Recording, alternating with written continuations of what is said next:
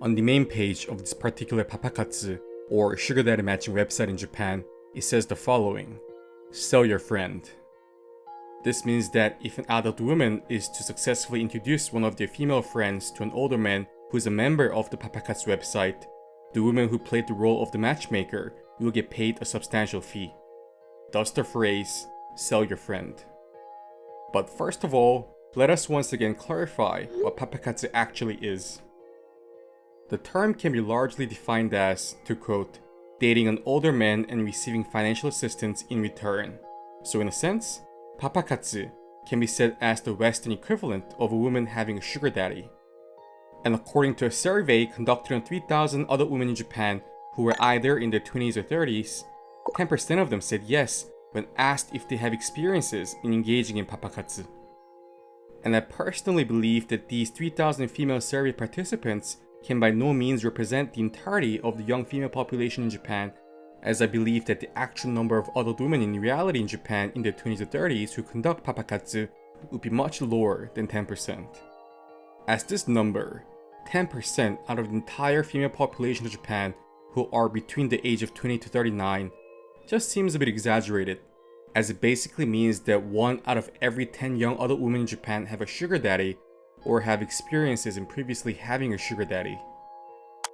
This lets me on to one fundamental element that I'd like to strongly point out before anything else, which is that when one sees Japan from the facade, as in a land that both produces and consumes the most amount and variety of pornography perhaps out of the entire world,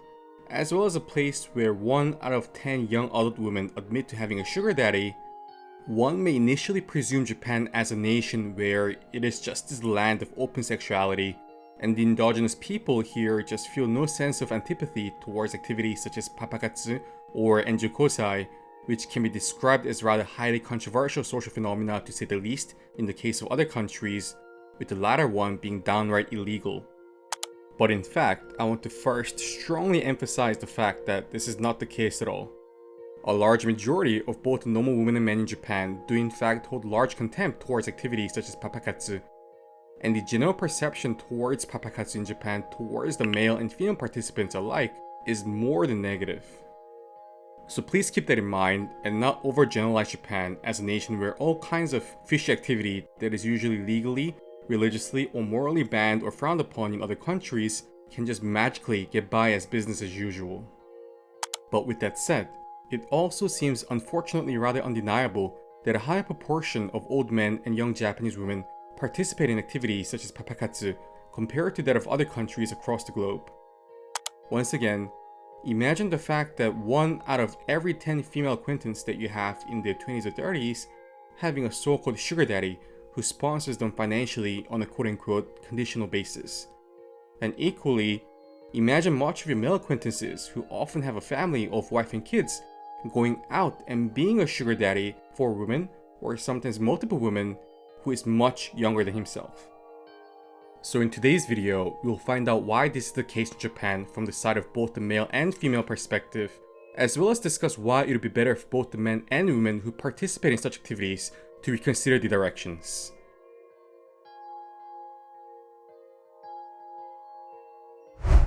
Let us first briefly discuss how this Papakatsu or sugar daddy activity process is conducted from the sides of both the men and women. There are various Papakatsu mobile apps in Japan that are widely utilized by the members who participate in it. It usually entails a fee for the men to be a member of the website or the app, ranging widely from around 10,000 yen or $73 per month to 150,000 yen or around $1,100 per month for just the membership alone. This excludes all of the later fees that the man has to pay in terms of sponsoring the lady, as well as the cost incurred during the visits to the restaurant or the hotels. On the other hand, most of the young women who join the platform can usually become a member for free without any recurring charges. And once they become members of a particular Papakatsu platform, they'll first send messages to each other and see if their personalities and interests are aligned. Then afterwards, they may meet offline, first usually at high-end restaurants or at cafes. There are plenty of other videos on YouTube which describe the general basic information in regards to Papakatsu already, such as the supposed quote-unquote surface reasons as to why they engage in Papakatsu. So let us just briefly touch upon the basics. The majority of men who participate in Papakatsu are said to be older, financially competent men with occupations such as being small to mid-sized business owners or senior executives at renowned corporations. The men who participate in Papakatsu attempt their very best to justify their actions with myriad reasons, such as how, for one, as all of the women listed on the matching websites and apps are adults, meaning that the activity is not illegal, and how they feel good about providing quote-unquote pocket money to these young adult women and providing them with financial support they will aid in their livelihoods as well as for their future. The majority of women who participate in Papakatsu are young adult women, such as college students or people with regular part-time or full-time jobs who may be under financial pressure, such as in having to pay off the college tuition debt or the expensive rent and living costs incurred while living in large cities of Japan, such as Tokyo. Some state that the pandemic had a bigger impact on the financial standings of women in Japan compared to men, as the jobs and service sectors in which more women are known to participate in, such as restaurants or cafes, have been hit much harder financially compared to other industry sectors. So with the majority of young men of their age in Japan being rather financially incompetent in the eyes of the many young adult women in Japan, they in turn are more attracted to the older men, who in turn have much more economic power. Some women also state that having a sugar daddy allows them to feel a sense of increase in the level of their so-called woman power, the term itself having a uniquely Japanese meaning. To elaborate, when people say woman power in Japan, it is not the type of woman power in which you would expect from the Western standards, as in a woman who has a high position as a managerial executive at a large corporation or hedge fund, or even a strong, independent, and powerful Wonder Woman type of character in a DC movie. No, woman power, as in its Japanese definition, is the type of women who are strictly strong and competent in regards to their quote-unquote feminine traits as an individual, as in how attractive and desirable one looks to the members of the opposite gender by being highly proficient at so-called feminine activities such as cooking, conducting sophisticated-looking makeup, or taking care of their physical shape. Hence, many young adult women in Japan again feel a heightened sense of woman power within themselves when having a sugar daddy, as it first validates the fact that they are indeed desirable as women, in that there are men who are willing to pay for their companionship, as well as being able to earn the financial resources in which they in turn can utilize on quote-unquote investments such as purchasing high-quality makeup, brand clothing, or gym memberships, which will in turn allow them to enhance their woman power even further. So by listing all of such justifications, some genuinely defend the prevalence of the Papakatsu phenomenon in Japan. And regardless of our personal viewpoint on the issue, I believe that it goes without saying that we have to maintain a level of respect towards the different type of viewpoints that exist on a controversial social issue such as Papakatsu. And in a sense, the defenders of Papakatsu do have a certain point. As long as the activity is consensually and willingly conducted between two adult individuals, the key word here being adult, and as long as the participants strictly follow the law and do not delve themselves into any illegal realms, many state that there should be no reason to object Papakatsu and the people who participate within it.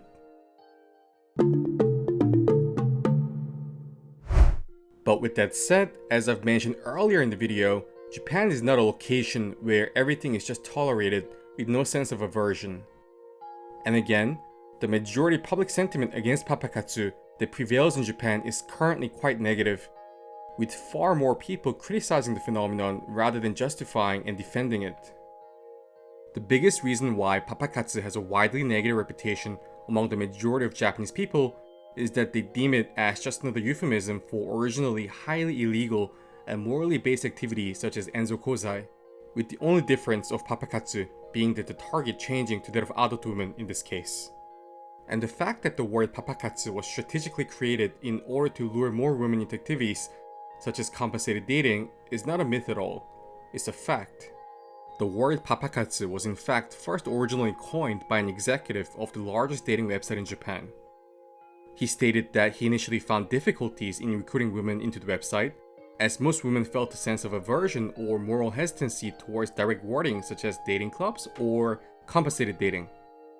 So in a marketing meeting among staff, the employees of the dating website were able to come up with the word Papakatsu and stuck to it. According to the representative of the website, the reason why he believes that the word was such a big hit was that the word Papakatsu entailed positive sentiments of familiarity that were closer to normal activities such as shukatsu, which means job hunting in Japan, or marriage hunting. And the word itself sounded somewhat light and humorous compared to a more serious term such as compensated dating. I mean, a word that ends with katsu, such as in the case of the delicious tonkatsu, can't be all that bad, right? But with the cute wording aside, let us not get fooled and see what Papakatsu truly is for what it actually is. It is a cute, superficially non-threatening looking term coined by an ex-other video industry employee who wanted to make money from having as many women as possible register into his compensated dating website. And once again, the majority of Japanese people are smart people with a good sense of discretion. Many of them are fully aware of this commercial wordplays and consider Papakatsu as nothing more than just another deviated form of Enzo Kosai. Once again this time, the only difference being the female subject being adult women primarily in their 20s. And you can clearly see the base nature of some of these Papakatsu industry personnel in Japan who operate the matching websites, which has absolutely no sense of shame in regards to coming up with main slogans such as quote-unquote sell your friend.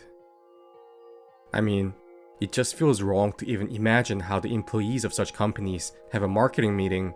come up with a fundamentally morally questionable phrase such as sell your friend, and then praising and high-fiving each other for this quote-unquote genius marketing term.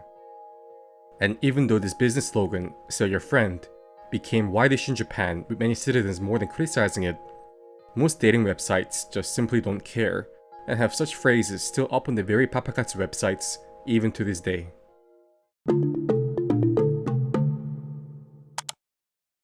And many young women in Japan who were lured into the Papakatsu culture led by such businesses are slowly but surely waking up to the reality for what the activity actually is, and are leaving the industry with the sentiment of regret taking up a substantially larger portion of the memory in regards to the experience, rather than the one of contentment and satisfaction.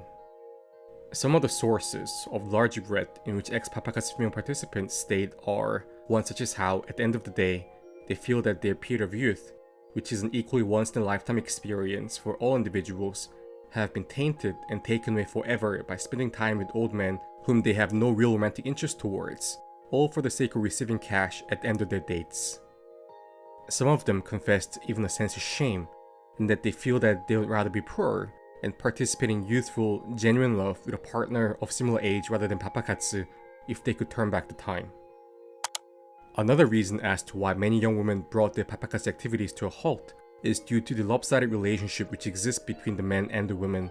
with the women largely being at the subordinate position. This is as, first of all, as the so-called papas are the ones with the financial resources, the women have no option but to have to, quote-unquote, put up with the old men, and some of the possible shenanigans in which they often pull off, according to various anecdotal confessions. And the types of shenanigans that are reported to be pulled off are really diverse in nature, with some of them even quite shocking. Such are reserving a bank transfer to the woman's account and then cancelling it in the last minute, paying the woman in fake bills, creating a credit card for the lady to supposedly allow them to use, then suddenly disappearing, to the good old saying that they'll be back from the toilet, but in fact running away from the restaurant with the bill still unpaid, so on and so forth. And while there was a story of a woman who went to the police after the supposed papa ran away from the high-end restaurant with the bill still unpaid, she stated that the police told her that they could not handle the matter as this incident happened within quote-unquote private realms. And as such, even if some of the women suffer from such unfortunate instances while they are being engaged in Papakatsu, there is not much that they can do in regards to the situation. And of course, the biggest reason why many women regret participating in Papakatsu and eventually come to stop their engagements is because of the lies in which they were told from the beginning. Most Papakatsu matching platforms, in order to recruit as many women as possible, as well as make their platforms look as quote-unquote clean and legitimate as possible, go out their way to emphasize the fact that the woman is only required to quote, go on restaurant or cafe dates with the older men and in return get compensated with large sums of money, nothing more, end quote. But then, if one is not a completely naive individual, we all know that this is far from the real truth. And there are myriad reasons as to why many believe that the number of so-called papas who are asking for more than just restaurant or cafe dates is on an increasing trend. For one, we can view this from the side of classical economics as in supply and demand. The current trend in the Papakatsu scene, or the sugar daddy scene in Japan, is that while the number of women who are getting into Papakatsu is increasing, the number of financially competent men who can afford to be sugar daddies are decreasing. The current numbers suggest that the ratio between men and women goes by around 7-3. So with a larger number of women more than cognizant of the fact that the number of competent daddies are rare and are on a decreasing trend, when these daddies request for favors that are quote-unquote more than just restaurant or cafe dates, a large number of women unfortunately eventually come to oblige. And if the women do not oblige to quote-unquote go further to the next stage of physical intimacy within the Papakatsu relationship, there has recently been a number of heinous crimes conducted against them by their so-called sugar daddies, such as putting heavy sleep medication into the waters of the women and getting their way with them. So with the women just being completely susceptible to such heinous and inhumane crimes being committed against them during the sugar daddy relationship with no line of defense, I believe it is safe to say that the negatives of the whole Papakatsu culture far outweighs the small potential advantages that are argued by some of its advocates.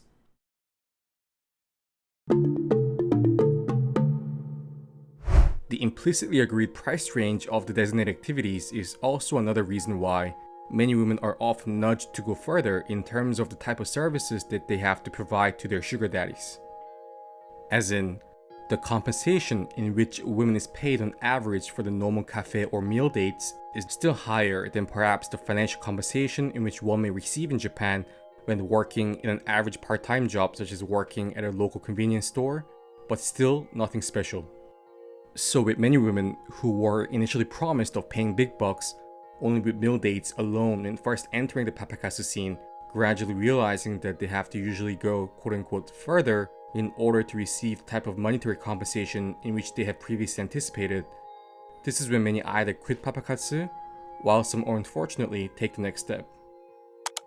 This is another source of large criticism that is headed towards Papakatsu, or sugar daddy activities in Japan,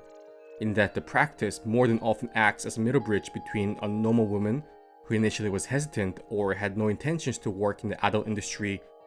to gradually be conditioned, slowly but surely, to eventually work in the more explicit occupations within the Japanese adult industry. And with all said and done, we once again believe that the negatives of Papakatsu, or the sugar daddy culture in Japan, far outweighs the potential positives that may exist. Of course, there will always be people who think rather differently and adamantly state that the activity such as Papakatsu is perfectly natural and its advantages for the society outweighs the disadvantages. And if such personal philosophy is genuinely what a person believes and wants to adhere to throughout one's life, all power to them. While we may strongly disagree towards such a mindset, we have to respect their viewpoints as independent human beings, and am also in no place to judge their morality as well as their personal philosophy, as long as, once again, they do not cross any legal boundaries and directly harm other individuals within the society. But the frequent issue which arises with certain individuals is that, ironically, they are most dogmatic when it comes to just stipulating their opinions as absolute facts rather than opinions, without respecting the opinions, viewpoints, and personal philosophy of others. And we personally believe that, yes, while a bonobo society may indeed maintain the peace and order of the bonobo society by engaging in transactional behavior of the body of the young female bonobo and the resources of the alpha male bonobo that may resemble that of Papakatsu, or the sugar daddy culture in the human society, it is also a fact that we are human beings and not bonobos. Hence, we have a different moral and ethical code that we have to follow and abide by as human beings and not bonobos. This is not only applicable to the Japanese society, but all human societies across the globe. Then another person could subsequently ask, how do you define moral and ethical code? And while this may be a just question, the answer is indeed complicated. So in our next video, we'll attempt to discuss our viewpoint of the type of epistemology of morality which runs throughout Japan. Thank you for watching today's episode of Aaron and Helen Explains Japan. If you like this video, please make sure to give the video a like and a subscribe, as well as follow us along on other platforms such as Twitter. But most of all, we would really appreciate it if you guys could check out our book, where we get into a 47,000 word research journey into exploring many of the secrets of the Japanese collective psyche. If you guys like topics such as the topic of today's video, we again strongly believe that a lot of you guys will more than enjoy the contents of the book once you read it. Thank you so much for your valuable support. And with that said, 皆さんどうもありがとうございました。We'll see you guys again soon on the next video. Bye bye.